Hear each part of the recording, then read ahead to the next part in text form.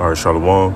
Call all y'all about Shalom to the left. This is a quick video. I happen to be on Twitter, and I seen this post. And it was talking about the storm that came through North Carolina. It said the Bible that was found in North Carolina, which was wrapped around a pole from Hurricane Helen and open to Revelation 14 and 15, has now been encased. So it made me think like, hey, let me see something real quick.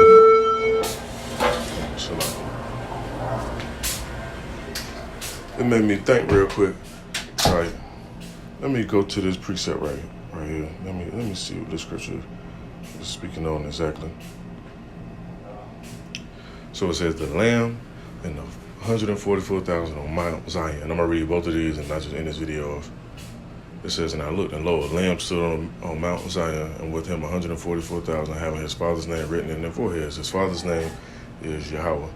It says, and I heard a voice from heaven, as the voice of many waters, and as the voice of a great thunder. And I heard the voice of the harpers harping with their harps, and they sung as it were a new song before the throne, and before the four beasts and the elders. And no man could learn that song but 144,000, which were redeemed from the earth. That's why a lot of people can't grasp these scriptures and understand what's going on now, what happened then, and what's to come in the future. Because everybody can't learn this song. Just like I remember hearing when the elders speak on how people learn to rap songs and know all the lyrics. Everybody can't get this song right here. And verse 4 says, these are they which were not defiled with women, for they are virgins, which that's parabolic. It's not literal. You have men in this truth that are not virgins. But when it come down to other doctrines, fables, other knowledge of other stuff, they're not defiled with that shit. Like you got some people that's into Hinduism, Buddhism, that Hotep shit, the Muslim stuff. You got people that's 7-day Adventists. You got Jehovah's Witness. You got people that's into all these diverse doctrines that's not solid. You got people that's into that Mormonism. You got people that's into Scientology. Hell, you got some people that's atheists. Those people will be considered defiled with women. Wisdom is considered a woman. Sophia mentions that in the Apocrypha, which I ain't gonna go to right now, but that's in there. Matter of fact, you know what? Let me get that. Just for edification's sake.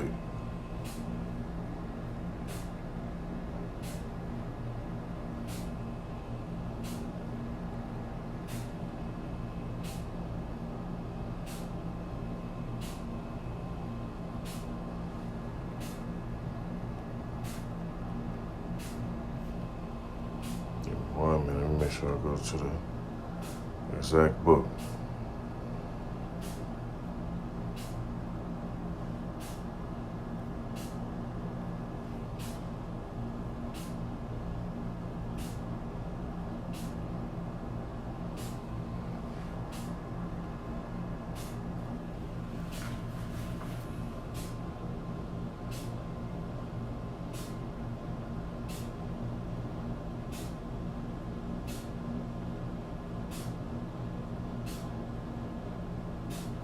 Book of Wisdom of Solomon, chapter 8, verse 21 says, nevertheless, when I perceived that I could not otherwise obtain her, except God gave her me, and that was a point of wisdom, also to know whose gift she was.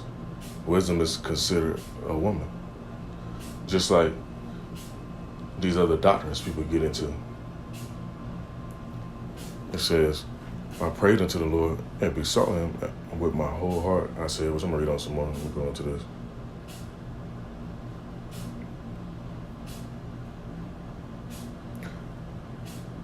O God of my fathers, and Lord of mercy, who has made all things with thy word and ordained man through thy wisdom, that he should have dominion over the creatures which thou hast made, and order the world according to, I want to say, it may say adequate. It's a lot here because it's still in Old English.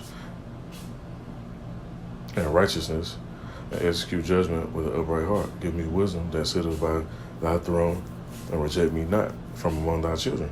So you have the Most High. You have these men that's been ordained from the beginning to time of beginning of creation, that they was going to receive that wisdom, no matter what life they was in their past life, or the life before that one, and the life now. They have that wisdom. The scripture also mentions wisdom cannot dwell in a malicious soul.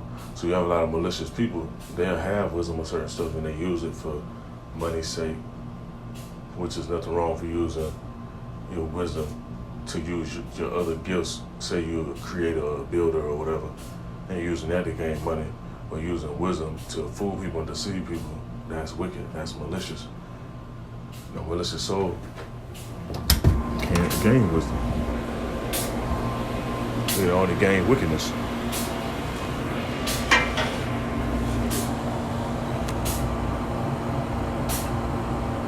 Now, we go back to where I was at. It said, these are which follow the Lamb, whatsoever, which I'm back in Revelation right here, chapter 14. It said, these were, matter of fact, let me go back, Salakia. It said, these are they which follow the Lamb, whatsoever he goeth. These were redeemed from among men, being the first fruits unto Yahweh and unto the Lamb. And their mouth was found no guile, but they were without fault before the throne of Yahweh. So keep in mind, you never know who you're dealing with, or who you're talking to, or who you cussing out, or trying to come up against, or scheme against. Because the Most High and Yahweh Shah has their favorites. And don't nobody necessarily know. But you kind of can get an idea. Just like how they say, I ain't gonna tell nobody I'm rich, but you're gonna kind of have an idea. You're gonna see certain signs of certain people that the Most High has favor for. Dude be like, oh, I'm blessed and highly favored. Hey, you just might be. Verse 6 it says, and I saw another angel fly in the midst of heaven, having the everlasting gospel to preach unto them that dwell on the earth, and to every nation and kindred and tongue and people, saying with a loud voice, fear Yahweh and give him glory, for the hour of his judgment is come, and worship him that made heaven and earth and the sea and the fountains of waters. And there followed another angel saying, Babylon is fallen, Babylon is fallen. And ain't no coincidence that that Bible was like that when they found it in the book of Revelation.